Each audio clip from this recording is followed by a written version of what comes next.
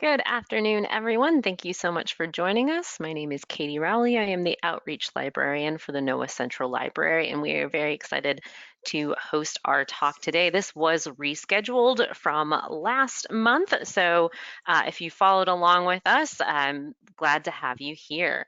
A few logistics to start us off. As an attendee, you are muted, so you cannot verbally ask your questions, but we are taking questions. So please put those in the question panel. Throughout the presentations, we do want to hear from you. So please don't be shy to use that question panel for your comments and questions. Also, we are recording this presentation, so if you do need to step away or would like to share this with a colleague, please know that it will be up on the library's YouTube channel after the fact. Also, since we are recording, anything that you put in the question panel, comments or questions will be recorded and shared with the presenters after the fact, only for the case of follow-up. Also, if you have any technical issues, such as you can't see the screen or you can't hear the speaker, please try logging off or logging back on. That solves most issues with GoToWebinar. Please also check your audio settings, as that is the most common culprit. And with that, I'm going to hand it over to Michael Murphy to introduce our speaker today. Thank you, Katie, and thank you for letting me do the introduction. I know Katie, those of you that attend library seminars are used to Katie doing the formal introduction, but Joanna was an intern for me, and just as introduction, I'm Michael Murphy, I'm the NOAA Research Communications Director, but Joanna Grunin was an intern with me this summer, and I was so impressed with her work and what she's presenting about today that I was like, Katie, please, please, please let me do her introduction, because Joanna was an awesome intern. An intern, like, it's not giving her really credit to not only her level of work that she did with me this summer, but just her overall capabilities as well. So just a little bit about Joanna that I wanted to provide. She just completed her master's in marine conservation and policy from Stony Brook University. So not only is she has lots of communications expertise, particularly in the K through 12 realm, but she's also got that great educational background in a lot of the things that we do here at NOAA. And she's going to talk to us today about taking a deeper dive into creating effective marine education materials. So just a little bit about Joanna. She's a native New Yorker. She's always been really active, as she told me when she was interviewing for this position, in sort of wanting to spread the love and the information about why caring for our oceans and our marine environment is so important.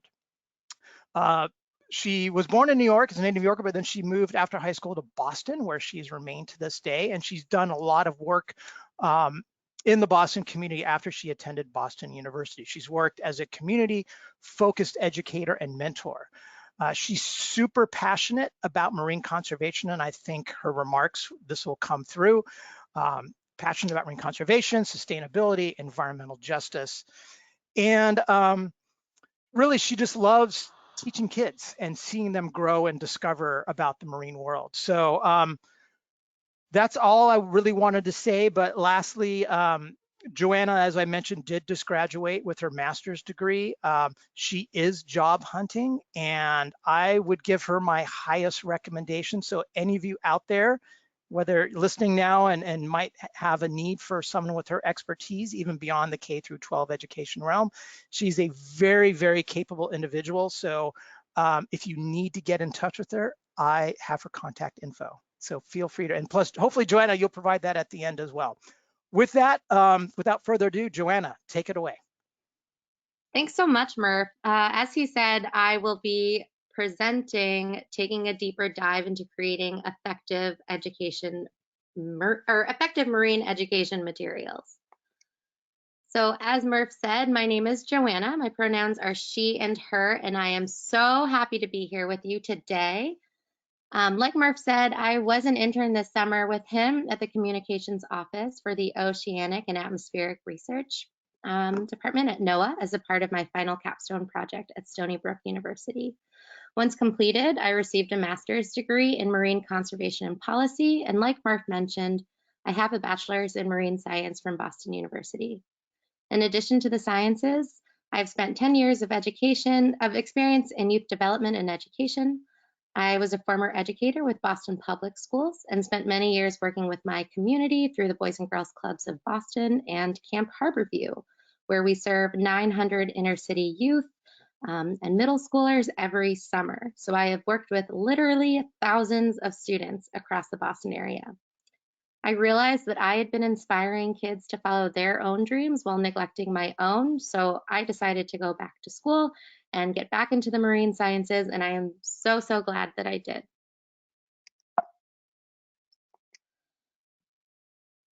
With my background in education, I was connected to Liz Parati and the Ocean Acidification Program. This program seeks to improve the public's understanding on how oceans are changing. The Ocean Acidification Program seeks to prepare society to respond to changing ocean conditions and resources by expanding understanding of ocean acidification through interdisciplinary partnerships nationally and internationally. This includes teaching about how ocean chemistry is changing, how fast that change is occurring, how this change varies by region, the impact of ocean acidification on marine life, people, as well as its impacts on local, regional, and national economies. There was a need to review, consolidate, and complete education toolkits for students in Hawaii and the Pacific Northwest that had already been tested by small groups of students to learn about ocean acidification and its impacts on the environment. In 2014, NOAA and the Ocean Acidification Program released an education implementation plan to engage audiences and teach them about the impacts of ocean acidification due to anthropogenically released carbon dioxide. This includes creating locally and regionally focused educational and outreach programs. Regional toolkits were created that focus on teaching about ocean acidification for teachers and educators to use with their students in classrooms across the United States. I realize I've been throwing around the term ocean acidification a lot, but let's do a quick review for those who may need a reminder. Ocean acidification is the alteration of our ocean's chemistry that causes the ocean to become acidic, meaning the pH of the ocean water decreases. The underlying cause of ocean acidification is the ocean's absorption of carbon dioxide from the atmosphere. The ocean absorbs about 26% of carbon dioxide emissions. The resulting change in ocean chemistry impacts marine organisms in various ways. So now you'll be seeing what the students will see. The next few slides were taken from the slide decks that I created from the toolkits. This one introduces students to what ocean acidification is. Like I mentioned, it is a change in the properties of ocean water that can be harmful for plants and animals. Carbon dioxide emissions are stored in sinks, like the atmosphere, the sea, and the land, and can also be absorbed by photosynthetic organisms like trees and phytoplankton, which provide oxygen and nutrients for other organisms in the ocean. Phytoplankton is also responsible for producing up to half of the oxygen that we breathe on land. Our ocean absorbs 1/4 of the carbon dioxide from our atmosphere. Uncontrolled carbon dioxide occurs after years of innovation and the discovery of using fossil fuels. So these have created uncontrolled emissions of carbon dioxide into our atmosphere, which has increased, as has ocean acidification. This increased acidity affects the amount of calcium carbonate available for calcifying organisms. The absorption of carbon dioxide by the ocean reduces carbonate ions in seawater, which is essential for organisms who build calcium carbonate skeletons and shells like corals, limpets, crabs, oysters, and pteropods. Ocean acidification is an emerging global issue that is being monitored and analyzed to predict potential physiological and ecological impacts to marine life and consequential social and economic effects. The toolkits were developed using concepts outlined in cognitive-based communication strategies that proactively engage with, and invoke understanding and empower audiences. These toolkits incorporate values from the Frameworks Institute as overlying themes for each module to effectively connect with and empower participants to be part of community-based solutions. Each toolkit consists of 4 modules that encompass 4 values. The first, to identify the cause of ocean acidification, to bring awareness to the change of carbon dioxide in our air and ocean, to show how ocean acidification affects marine life, and to inspire action-based solutions. These toolkits contain other materials that I will be showing momentarily and can soon be found on the Education and Outreach page on the NOAA Ocean Acidification Program website. When measuring the effectiveness of the toolkits, groups were given pre- and post-surveys. The groups consisted of 3rd and 4th graders and 5th through 7th graders and undergraduates. There was an overall increase in understanding of ocean acidification concepts for all 3 pilot groups after completing activities in the toolkit created for the Pacific Northwest. The toolkit was also tested for effectiveness in 5 main areas: ocean acidification awareness, foundational knowledge, species impacts, solutions of ocean acidification, and motivation to take action for ocean acidification solutions. For every pilot group, mean scores increased in these 5 areas after completing the toolkit. In Hawaii, 2 pilot tests were conducted with 2 groups, 4th and 5th graders and 4th through 9th graders. This pilot test also measured the effectiveness of the toolkit in the same 5 areas: awareness, foundational knowledge, species, impacts, solution, and motivation. All mean scores increased after completing this toolkit as well. The first toolkit, "Hey, what's all that commotion in our ocean?" was created for students in the Pacific Northwest to learn how ocean acidification is affecting their communities. This project was started by Annalise Guthrie from the University of Kansas. This finalized toolkit includes an introduction for educators, a basic getting to know sheet that guides teachers through the toolkit, modules of different activities that teach students about the effects of ocean acidification. An optional script for educators to use is also included, as are worksheets for students that provide prompted questions from each activity. These worksheets with supporting questions provide both students an area to jot down ideas and commit information to memory, but also gives the teacher time to settle things down after an activity. A slide deck is also included that educators are encouraged to use when presenting modules. And finally, an Ocean Ambassadors Pledge that gives students ideas for things that they can do in their homes and communities to reduce their carbon footprint and become ocean advocates. From my experience working in public schools and with kids who may have learning disabilities, lower reading comprehension, or students on the autism spectrum, a big feature of the toolkit is the use of images. Presentation slides for the students contain pictures that accompany background information, concepts, and vocabulary, materials, and procedures as well, helping make presentations inclusive to all students. We wanted the toolkits to have regionally specific activities for students. When thinking of the Pacific Northwest, I think of 3 things: rain, the great outdoors, and salmon. Module 4 invites students to learn how ocean acidification can affect a regional species, in this case, Pacific salmon like Chinook and coho and steelhead trout.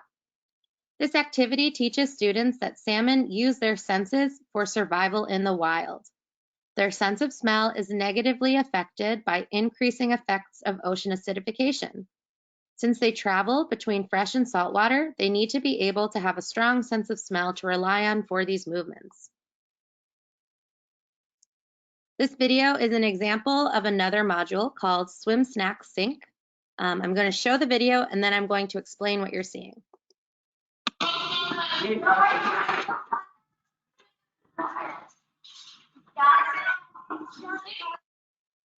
Okay, so it looks a little crazy, but it's actually an activity that shows some of the impacts that ocean acidification has on some of our ocean sea creatures. Ocean acidification will affect pteropods, which are sea butterflies, and their ability to build their shells because it makes calcium carbonate, which is, again, a key shell building block, less available. Students assigned as pteropods walk around the room wearing a white sticker. Those that are salmon wear red stickers. The instructor is ocean acidification, who gives instructions to sink, snack, pause, or swim. When told to swim, pteropods and salmon will move around the classroom, fluttering their arms or making swimming movements. When told to snack, they must find a fish friend to link up to, but there are rules. Salmon can only link up to pteropods with at least one calcium carbonate, so they must have one sticker. When the instructor says pause, a white sticker representing calcium carbonate is taken away.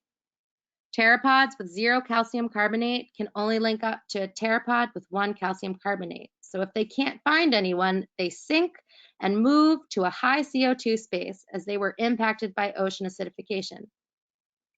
This teaches students that salmon rely on pteropods as a source of food.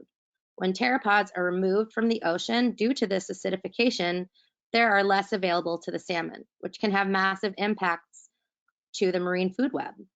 Not only does this allow students to get up and move, but it's a fun and interactive way to teach them about the impacts of ocean acidification to our marine environments.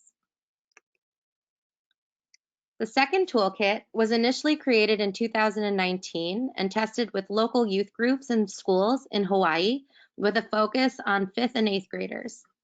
This project was started by Sheldon Rosa from the University of Hawaii, who emphasized respecting strong cultural connections to their heritage and land. These toolkits also include an introduction for teachers and modules with different activities, giving Hawaiian educators the information to teach their students about ocean acidification. Like the other toolkit, this one also includes an optional script for educators and worksheets to accompany the modules. I created another slide deck to accompany the toolkit similar to the one for the Pacific Northwest. And the final module encourages discussions and allows students to identify different sources of carbon dioxide emissions so that they can create solutions while becoming an ocean advocate to strengthen and prepare their communities for these oceanic changes. Since a main component of this toolkit was to tie the activities to Native Hawaiian culture and represent their strong ties to the land and sea, Native Hawaiian language is used throughout the modules. To help students that may not be familiar with these, Native language terms were identified, defined, and included within the toolkit. Keywords were identified throughout these modules are also defined and presented with images similar to the Pacific Northwest toolkit, as are material lists and activity setups. Even diagrams incorporate Native language. This diagram represents how students can learn about the interconnection between our land and our ocean, as well as the importance of us, Kanaka, being part of this system. It will further explain how we have a kuleana, or responsibility, to build relationships and connections with our land and sea so that we can continue to take care of them. The second part of my project involves conducting 2 different surveys, one for educators and one for middle school students, as most of the toolkit modules were aimed towards that age group.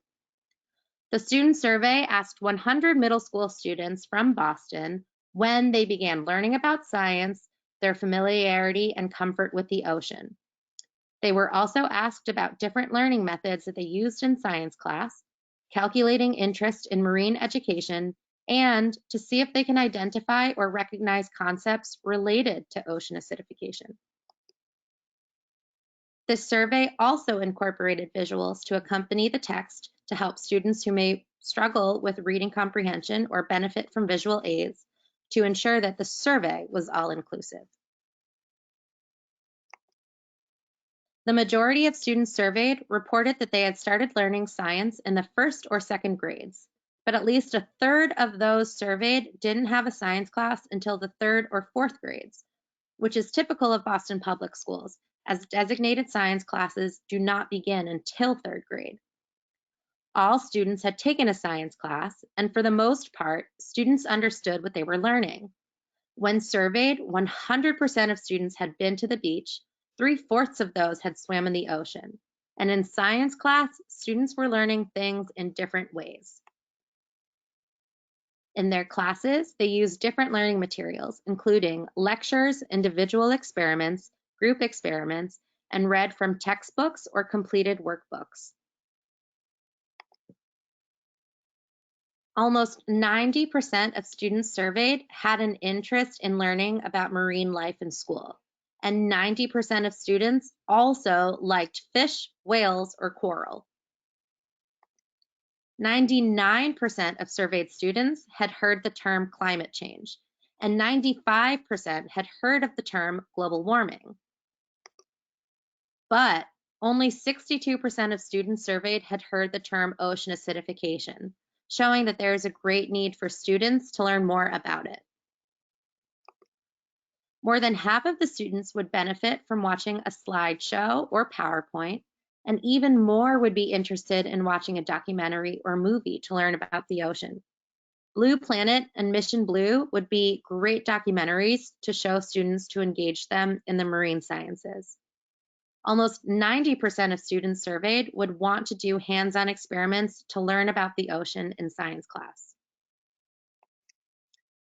I also created an educator survey that went out to over 12,000 educators across our 50 states and territories, proposing questions on how educators teach, grade levels, where they teach, and distance from teaching location to oceans or Great Lakes.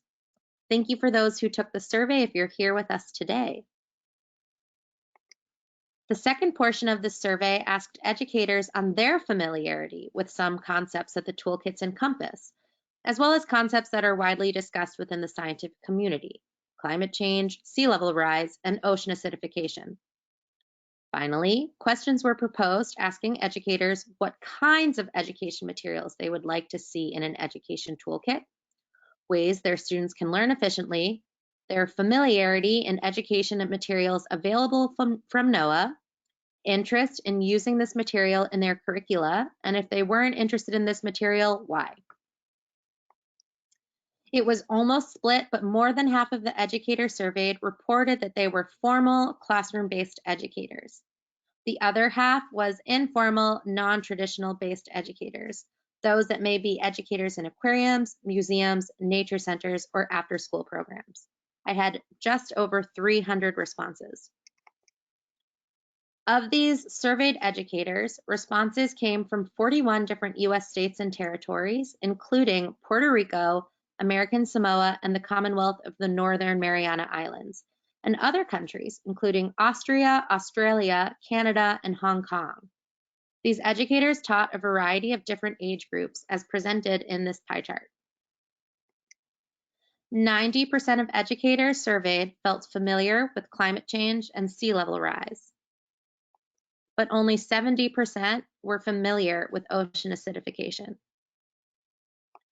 When educators were asked if their students had a general knowledge of climate change, more than half said yes. But when asked if their students had a general knowledge of ocean acidification, an overwhelmingly 86% said no. When asked if educators were familiar with NOAA education toolkits, it was pretty split. Over half of the educators surveyed had at least 30 minutes to an hour with their students, which was enough time to complete one of our modules. More than half of those surveyed felt like they would benefit from toolkits that had hands-on and interactive demonstrations of scientific phenomena, and the other half thought presentations with slides would be helpful. Overwhelmingly, 3/4 of educators surveyed would be interested in using ocean or coastal science next generation science standards aligned lesson plans with supporting resources, even if there was a need for out-of-pocket expenses for materials used in the toolkits, and would integrate them into their curriculum. Of those that said no, the biggest reason would be a lack of resources, including funding. As a former educator, I know firsthand how much public school educators put into materials for their classroom and students during a school year. Other responses included not having enough time or not having it fit into their curriculum. So some survey takeaways: students want to learn about the oceans and the life within it. Some have had prior exposure to learning about the ocean, others haven't. If they have learned about the ocean, some mistake properties of water or learning about the water cycle to mean that they have learned about the ocean. This was a very basic survey, one that was created with general questions for students to complete in under 3 minutes. While not going too in-depth with concepts, it was still clear that there is definitely more that kids can learn about the oceans, marine life, and especially ocean acidification, even before the 3rd grade. Educators want these toolkits. Making them accessible is one thing. Getting the word out to teachers is another, as there are 13,800 public school districts in the United States. We can't just hand them out. When creating a toolkit, visuals, presentations, slide decks, defining key vocabulary, creating energizing and engaging experiments and activities are a must. When releasing a toolkit, scholarships or funding available to educators may be important to having more educators using them. Providing materials that make learning inclusive for all can spark curiosity and excitement to want to learn more and make moves to create healthier oceans for future generations. I'd like to thank Murphy, Liz, Liza, and Bruce. I'd also like to thank the original fellows that started these projects, Annalise and Sheldon, Camp Harborview, and to my mom, as always. Thank you for everything. Any questions? Awesome. Thank you so much, Joanna. We still see your screen. So right now, if you want to switch it back to, okay, you want to switch it back to your question slide maybe? Sure. Give me 1 second. Awesome. While Joanna's doing that, just to remind everybody, there is a question panel here. So if you do you have a question for Joanna about the material she created or the process, please put those in the question panel.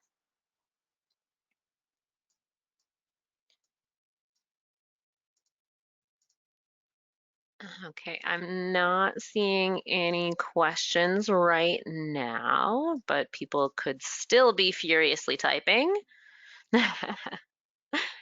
Okay, our first question. What was the most challenging part for teachers? Do you think this has broad appeal to other teachers? Challenges, do you mean with getting materials? What kind of challenges? Uh, Not sure, but I feel like you could you expand on what challenges that you did hear about? Sure. I would say some challenges for educators would be creating a space where they can have these materials being used. A lot of them teach to standardized testing, which takes away from learning different things or extra things that maybe might not fit in that testing. So I would say that's hard, is finding time in the curriculum. And like I mentioned earlier, it really is a lack of resources. Teachers don't really get paid that much, as we know, and they also are spending tons of money to support their classrooms and students. So when we create these toolkits, we really want to keep in mind that the costs should be low, or we can provide scholarships so that teachers can be able to not have to spend out-of-pocket expenses for materials, and so that they can teach freely. Great, thank you. Next question. Did anything surprise you in the survey results, or were they what you expected? Yeah, a lot surprised me, especially with the kids, because when I would interview them and survey and ask, have you learned about the ocean? A lot of them are like, yes, I've learned about water and properties of water. And that was really surprising, because we were on an island in the middle of the Boston Harbor, surrounded by the ocean, and all they could tell me about was H2O and the compounds that create H2O. So there really was a great need for kids who live, 1 to 2 miles away from the beach and the oceans to learn about it. And that's really something that I hope more kids can do, is any kid on the coasts or not can get to be able to learn about the oceans or the Great Lakes, because the more we care about it and the more we're interested in it, the more we can create that change. Thanks, Joanna. Next question. Fantastic presentation. What are some challenges for teachers, students who don't live close to the coast? I think those challenges would be exposure, right? So we're not close to the coasts. We're in the Midwest, for example, and there's nothing, we can't get to a lake, we can't get to the beach. So that might be hard. And in that case, that's why I really like visuals. I mean, I took this photo when I was snorkeling in Hawaii with my family 10 years ago, right? So something like that can spark a lot of curiosity in children's minds. So using more photos and even showing documentaries, like I mentioned, are great ways to inspire kids, even if you're not locally to the coasts. You mentioned in your survey that you had responses from around the world. Are these kits available to those outside the United States? So currently the kits will live on the NOAA website, and they're available to anyone who wants to access them. Awesome. Thank you, Joanna. I'm not seeing any more questions. So is there something you didn't tell us that you would like to say now? Any last takeaways? This was such a fun project to work on. It was my very first government organization and affiliated project. Like I mentioned, I didn't really think I would have a shot in the marine sciences with just a bachelor's degree, which is why I shifted into the youth development realm. But I'm so glad I got back into the sciences. This is like where I belong, and I'm just really excited to see what will come from it. I know that we'll create some really great change for future generations with the ocean, and I can't wait to be a part of it. Thank you, Joanna. You mentioned that, so now I have to ask, what would be your words of wisdom to those who are maybe considering taking up the sciences? Do it. Absolutely, 100% do it. If you care about the sciences, if you love the sciences, do it. It's 100% where we need people who are passionate and excited and want to create a change. So I'm ready to hop on board, and I'm ready for you to join me. Awesome. Thank you so much, Joanna, and thank you to our audience today. We're going to wrap early. Everyone can take off a little early today, hopefully, and get out into the sunshine. It is sunshiny here, so I hope it's sunshiny where you are. As a reminder, we did record this, so it will be up on the library's YouTube channel. And if you do have any questions for Joanna, I see that her email is right here on the screen, so please record that so you can follow up with her about maybe a job opportunity or any questions about the survey. So thank you, everyone, and thank you again, Joanna. Thank you.